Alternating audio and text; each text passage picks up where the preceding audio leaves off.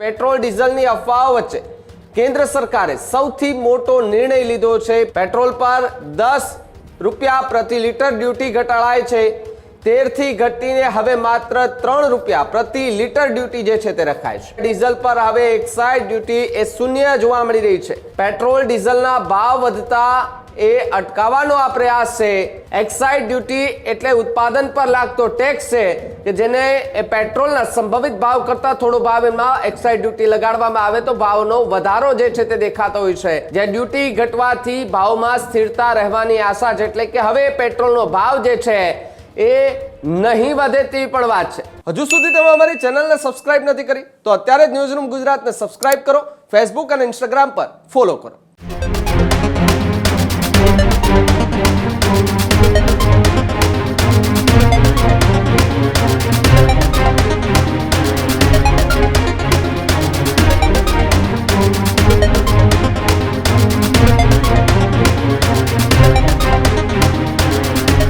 Petrol ડીઝલની અફવાઓ વચ્ચે કેન્દ્ર સરકારે સૌથી મોટો નિર્ણય લીધો છે। પેટ્રોલ અને ડીઝલ પર જે એક્સાઇઝ ડ્યુટી છે તેમાં ઘટાડો નોંધવામાં આવ્યો છે। પેટ્રોલ પર 10 રૂપિયા પ્રતિ લીટર ડ્યુટી ઘટાડાય છે। 13 થી ઘટીને હવે માત્ર 3 રૂપિયા પ્રતિ લીટર ડ્યુટી જે છે તે રખાય છે। ડીઝલ પર 10 રૂપિયા ડ્યુટી સંપૂર્ણપણે રદ કરી દેવામાં આવી છે। જે આ ડીઝલ પર હવે એક્સાઇઝ ડ્યુટી એ શૂન્ય જોવા મળી રહી છે। ક્રૂડ ઓઇલ સંકટ વચ્ચે સરકારનું રાહત ભર્યું પગલું જે છે તે પણ ક્યાંક ને ક્યાંક જોવા મળી રહ્યું છે। તેલ કંપનીઓને એ હવે માર્જિનમાં રાહત મળશે। પેટ્રોલ ડીઝલના ભાવ વધતા એ અટકાવવાનો આ પ્રયાસ છે તો બીજી તરફ જે ભાવ સતત વધવાની વાત હતી, અફવાઓ વચ્ચે લોકો લાઈનો લગાડીને ઊભા હતા, તે દરમિયાન કેન્દ્ર સરકારે આ સૌથી મોટો નિર્ણય લીધો છે। એક્સાઇઝ ડ્યુટી એટલે ઉત્પાદન પર લાગતો ટેક્સ છે કે જેને પેટ્રોલના સંભવિત ભાવ કરતા થોડો ભાવ એમાં એક્સાઇઝ ડ્યુટી લગાડવામાં આવે તો ભાવનો વધારો જે છે તે દેખાતો હોય છે। ત્યારે દેશભરની અંદર જે એક્સાઇઝ ડ્યુટી લાગે છે તેના કારણે પેટ્રોલ અને ડીઝલનો ભાવ થોડો ઘણો વધતો જોવા મળી રહ્યો છે। ત્યારે કેન્દ્ર સરકાર દ્વારા વસૂલાતો ઇનડાયરેક્ટ ટેક્સ જે છે તે પણ કહી શકાય છે। રાજ્ય સરકારે અલગથી એ VAT વસૂલે છે। જે ડ્યુટી ઘટવાથી ભાવમાં સ્થિરતા રહેવાની આશા છે, એટલે કે હવે પેટ્રોલનો ભાવ જે છે એ નહીં વધે તેવી પણ વાત છે। બજારમાં વધતા ભાવ પર કાબુ મેળવવાનો પણ એક પ્રયાસ છે। જ્યારે નાયરા એનર્જીએ પહેલા જ ભાવમાં વધારો કર્યો છે। ગઈકાલે જ આપણે જોયું છે કે નાયરા પેટ્રોલિયમ કંપની છે તેમણે પોતાના પેટ્રોલ અને ડીઝલના ભાવમાં 3 થી લઈને 5 રૂપિયા સુધીનો વધારો કર્યો છે। પેટ્રોલ 5 અને ડીઝલ 3 રૂપિયા મોંઘું કરાયું હતું, જ્યારે ભોપાલમાં પેટ્રોલ 111.72 સુધી પહોંચી ગયું હતું અને ડીઝલ જે છે તે 94.88% જેટલું પૈસા જેટલું જે છે તે નોંધાયું છે। જ્યારે રાજ્ય મુજબ એ ટેક્સી જે ભાવ છે તેની અંદર ક્યાંક ને ક્યાંક શરૂઆત જે છે તે થઈ રહી છે। હવે ભાવ ઘટાડાની શરૂઆત થશે એવી પણ વાત છે। જ્યારે સરકારના આ પગલાથી બજારમાં રાહતની અપેક્ષા જે છે તે જોવા મળી રહી છે। ત્યારે સામાન્ય લોકો જે જનજીવન જીવી રહ્યા છે, દરરોજ એ લોકોને 100, 200, 250 રૂપિયાનું જે પેટ્રોલ પુરાવી અને પોતાની રોજિંદુ જીવન જે છે તે પસાર કરતા હોય છે, એવા લોકો માટે કદાચ કપરો સમય આવી શકે। કારણ કે જે રીતે પેટ્રોલ અને ડીઝલ પૂરા થઈ ગયા છે, આ પ્રકારની અફવાઓ એ ઉડી રહી હતી। તે દરમિયાનના આપણે દ્રશ્યો પણ જોયા હતા કે પેટ્રોલ પંપ પર બહાર હજારોની સંખ્યામાં 3-3, 4-4, 5-5 કિલોમીટર સુધીની લાઈનો લગાવી જે લોકો છે એ પેટ્રોલ અને ડીઝલ ભરાવવા માટે, એટલે કે પોતાની ગાડીમાં ભરાવવા માટે લાઈનો લગાવીને ઊભા હતા। ને એક અફવાને કારણે ગુજરાત નહીં પરંતુ દેશભરની અંદર એક અફવાએ મોટું સ્વરૂપ ધારણ કર્યું હતું અને એક સાથે હજારો લોકો પેટ્રોલ પંપ પર આવી જતા સ્વાભાવિક છે કે પેટ્રોલનો જથ્થો એ પૂરતા પ્રમાણમાં ન હોય એટલે પૂરો થઈ જવાનો છે। જેના કારણે લોકોમાં વધારે ભય ફેલાયો હતો કે પેટ્રોલ એ મળશે કે કેમ। લોકો ઓફિસેથી અડધું કામ મૂકી અને પેટ્રોલ પંપની લાઈનોમાં ઊભા હતા।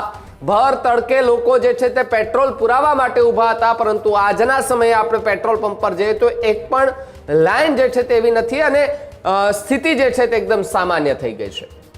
પરંતુ જે રીતે યુદ્ધના ભણકારા અને યુદ્ધ જે થઈ રહ્યું છે એ યુદ્ધોની વચ્ચે પેટ્રોલ અને ડીઝલના ભાવમાં વધારો થશે તે પ્રકારની વાતની અફવા પણ ગુજરાતની અંદર ખાસ કરીને ઉડી રહી હતી કે પેટ્રોલ 100 રૂપિયા ઉપર જાય તેવી શક્યતા છે, પરંતુ હવે એ પેટ્રોલ એની એ જ ભાવ જે છે ત્યાં ને ત્યાં જ ટકી રહેશે અને જે એક્સાઇઝ ડ્યુટી ઘટાડવામાં આવી છે જેના કારણે પેટ્રોલ અને ડીઝલ પર પણ હવે જે છે તે ક્યાંક મોટો ફરક પડે અને સામાન્ય લોકોનું જે જનજીવન છે એ એમની રૂટીન લાઈફ પ્રમાણે જે છે તે જીવી શકે. એટલે કે કેન્દ્ર સરકારનો આ નિર્ણય એ મોટા વર્ગના લોકો માટે અને ખાસ નાના વર્ગના લોકો માટે પણ ખૂબ મહત્વનો જે છે તે ગણવામાં આવી રહ્યો છે, કારણ કે નાનામાં નાના વર્ગના લોકો જે છે 100, 200, 250 રૂપિયાનું પેટ્રોલ પુરાવતા હોય છે ત્યારે 2 થી 3 દિવસે ગાડી જેમ માણ એમની પાટે ચાલતી હોય છે, પરંતુ જો ભાવ વધતો જતો જોવા મળે, ગેસના ભાવ વધે, ઘરવખરીના ભાવ વધે,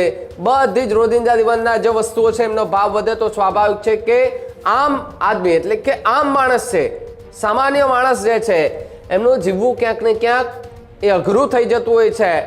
એમની પાસે એટલા પૈસા ન હોય કે એટલા વાપરી શકે, પરંતુ જો ભાવ ઘટાડો અને ભાવ એ વધારો થતો નોંધાતો હોય ત્યારે સ્વાભાવિક છે કે વધારો થાય તો નિરાશાજનક કહી શકાય અને ઘટાડો થાય તો સારા સમાચારો જે છે તે કહી શકાય. જેમ સ્ક્રીન પર પણ આપણે થોડા દ્રશ્યો દેખાતા હશે કે જે 3-4 દિવસ પહેલાના છે કે જે પેટ્રોલ પંપો પર લાંબી કતારો એ ખાસ કરીને લોકોની જોવા મળતી હતી. બજારમાં ગમે ત્યાં નીકળો પેટ્રોલ પંપ દેખાય એટલે લોકો ત્યાં સીધા જ ગાડીનું સ્ટેન્ડ લગાવીને બેસી જતા કે ભાઈ પેટ્રોલ જો મારી ગાડીમાં મળી જાય અને ફૂલ ટાંકી થઈ જાય તો કામ થઈ જાય. પરંતુ આ અફવાઓના કારણે કેટલાક લોકો એ સીધા જ પેટ્રોલ પંપ પર જાય છે અને પછી ત્યાં લાઈનો લગાડીને ઊભા રહી જાય છે, જેના કારણે લોકોમાં ક્યાંક ને ક્યાંક ગભરાટ જેવો માહોલ પેદા થયો હતો. પરંતુ પોલીસના અધિકારીઓ હોય, રાજ્ય સરકાર હોય, એ બધા દ્વારા નિવેદનો આપવામાં આવ્યા હતા કે કોઈ જાતની કમી છે નહીં, પેટ્રોલ ડીઝલની પૂરતા પ્રમાણમાં પેટ્રોલનો જથ્થો, ડીઝલનો જથ્થો, ઓઇલનો જથ્થો છે જ, ગેસનો જથ્થો પણ છે જ. પરંતુ અફવાઓના કારણે લોકો માની નતા રહ્યા અને પેટ્રોલ પંપ પર ભીડ લગાવીને ઊભા હતા. જોકે એમની પાસે જે સ્ટોરેજ કરેલું એટલું પેટ્રોલ તો એમણે આપી દીધું હતું પંપોવાળાએ, પરંતુ બધું જ ખાલી થઈ ગયા પછી પેટ્રોલ પંપ જે ઓનર્સ હોય છે એ સીધા જ કહી દે છે કે ભાઈ પેટ્રોલ પૂરું થઈ ગયું છે, હમણાં જો ટેમ્પો આવે તો પછી અમે તમારી ગાડીમાં પેટ્રોલ પૂરી દે. તે પ્રકારની વાતો આપણે સાંભળતા હતા. પરંતુ લોકોની વચ્ચે જે અફવાઓ ફેલાય, અફવાઓને કેવી રીતે રોકવી તેને લઈને પણ જે છે તે રાજ્ય સરકારે પ્રયાસ હાથ ધર્યા હતા. ડેપ્યુટી સીએમ હર્ષ સંઘવીએ પણ કહ્યું હતું કે પેટ્રોલનો જથ્થો જે છે તે પૂરતા પ્રમાણમાં છે, પેટ્રોલ છે, પેટ્રોલની અંદર કોઈ જાતની એવી વાત છે નહીં અને માત્ર ને માત્ર અફવાઓ જે છે તે અત્યારે ઉડી રહી છે. અને આ બધી જ વાતોની વચ્ચે હાલ સામાન્ય લોકોને રાહત મળે તે પ્રકારની વાત કે એક્સાઇઝ ડ્યુટીની અંદર ઘટાડો થતા પેટ્રોલ અને ડીઝલના ભાવમાં કોઈ જાતનો વધારો નહીં આવે તે પ્રકારની વાત તો જે છે તે હાલ જોવા મળી રહી છે. ત્યારે જ ન્યૂઝરૂમ ગુજરાતની યુટ્યુબ ચેનલને સબસ્ક્રાઇબ કરો અને ઇન્સ્ટાગ્રામ અને ફેસબુક પર ફોલો કરો. અપડેટ રહો, સત્યની સાથે રહો.